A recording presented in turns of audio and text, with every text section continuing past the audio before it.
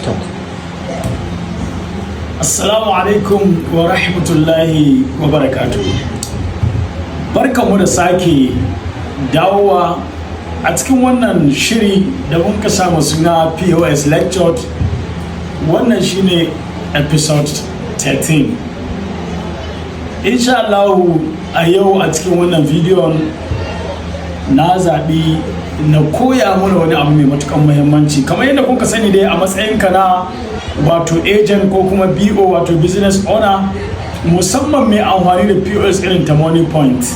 To a yau na zo in koyar da kai wani abu wanda wannan abu shine ta yadda za ka yi bayan ka ce kayan withdrawing din kuɗi idan an ka samu matsala, wato kuɗin da ka yi withdrawing daga baya sai ka gano cewa ka zira kuɗi, yaya za a yi ka dawo da kuɗinka su koma ga account ɗinka?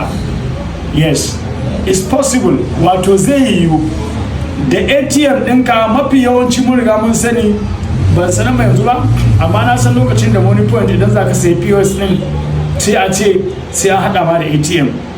Wannan ATM ɗin ɗan uwa yana da muhimmanci.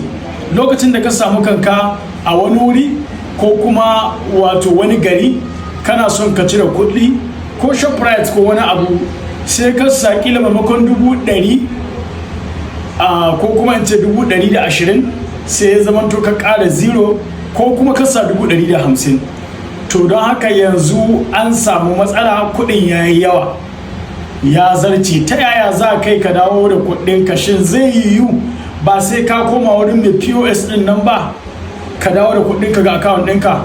Tabbas yana yiwuwa.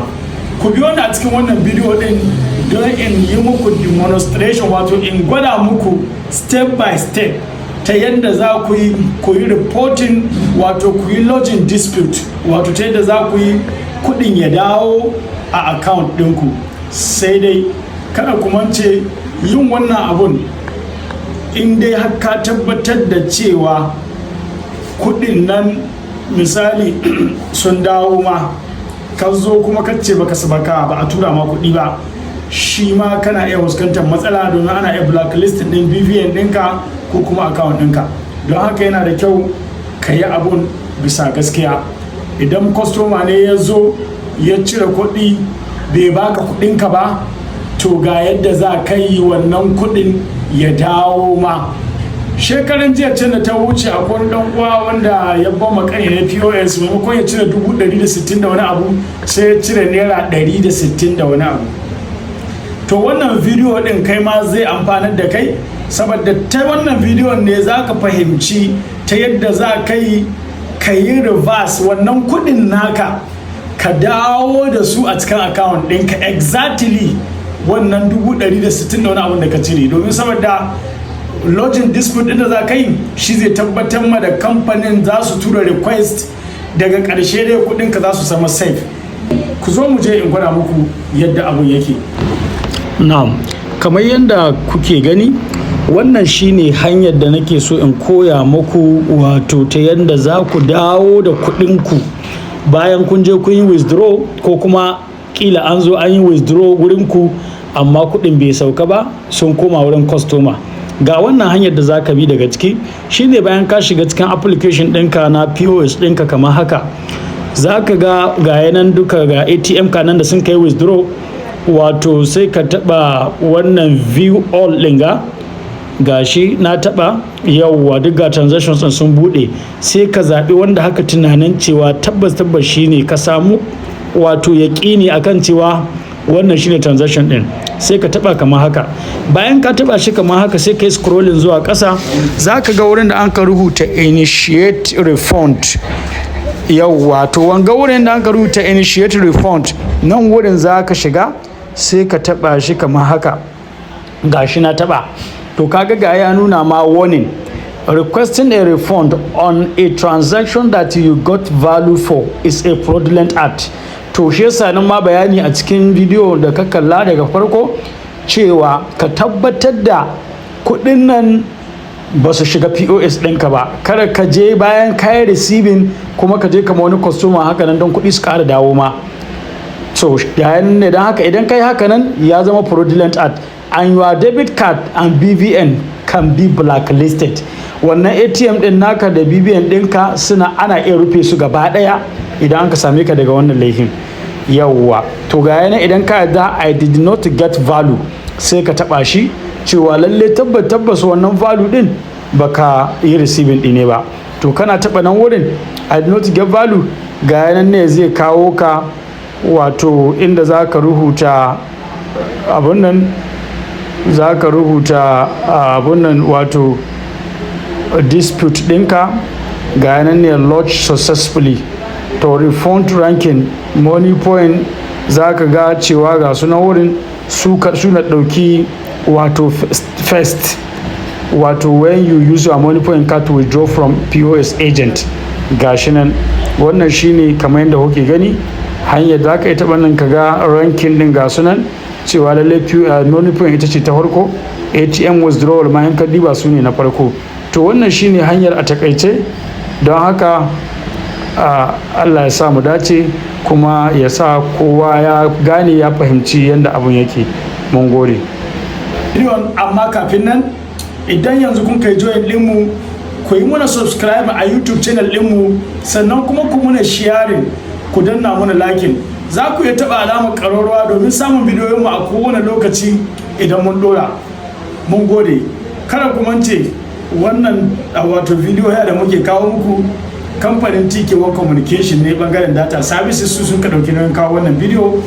Kuma wannan wato kamfani suna da website da suke sayar da data mai inganci da sauran services da shahin cable TV subscription ko education pins irin WAEC, NECO, NAPTEP da sauransu. Za ku iya biyan NEPA ma in kuna da prepaid meter, amma a website ɗinsu na www.tk1communication.com.ng. Na'am, kamar yadda kuke gani wannan shine hanyar da nake so in koya muku, wato ta yadda za ku dawo da kuɗinku bayan kun je kun yi withdraw, ko kuma kila an zo an yi withdraw wurinku amma kuɗin bai sauka ba, sun koma wurin customer. Ga wannan hanyar da za ka bi daga ciki shine bayan ka shiga cikin application ɗinka na POS ɗinka kamar haka, za ka ga yanan duka ga ATM kanan da sun kai withdraw, wato sai ka taɓa wannan view all ɗin ga shi na taɓa. Yawwa, duk ga transactions ɗin sun buɗe, sai ka zaɓi wanda haka tunanin cewa tabbas shine ka samu wato yaƙini akan cewa wannan shine transaction ɗin, sai ka taɓa kamar haka. Bayan ka taɓa shi kamar haka sai ka yi scrolling zuwa ƙasa, za ka ga wurin da an ka rubuta initiate refund. Yawwa, to wanga wurin da an ka rubuta initiate refund, nan wurin za ka shiga sai ka taɓa shi kamar haka. Ga shi na taɓa. To kaga ga ya nuna ma warning, requesting a refund on a transaction that you got value for is a fraudulent act. To shi yasa nan ma bayani a cikin bidiyo da ka kalla daga farko cewa ka tabbatar da kuɗin nan ba su shiga POS ɗinka ba. Kada ka je bayan kayan receiving kuma ka je kama wani customer haka nan don kuɗi su ƙara dawo ma. So yayin ne don haka idan ka yi haka nan ya zama fraudulent act, and your debit card and BVN can be blacklisted. Wannan ATM ɗin naka da BVN ɗinka ana iya rufe su gaba ɗaya idan an ka same ka daga wannan laifin. Yawwa, to ga yana idan ka yarda I did not get value sai ka taɓa shi cewa lalle tabbas wannan value ɗin baka yi receiving ɗine ba.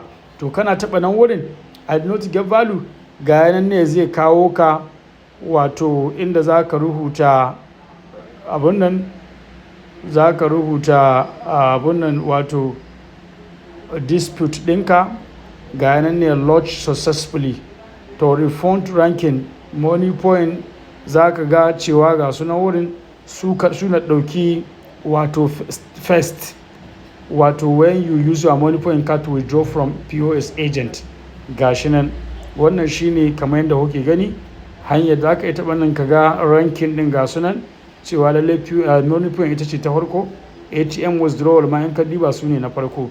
To wannan shine hanyar a takaice, don haka Allah ya sa mu dace kuma ya sa kowa ya gane ya fahimci yadda abun yake. Mun gode.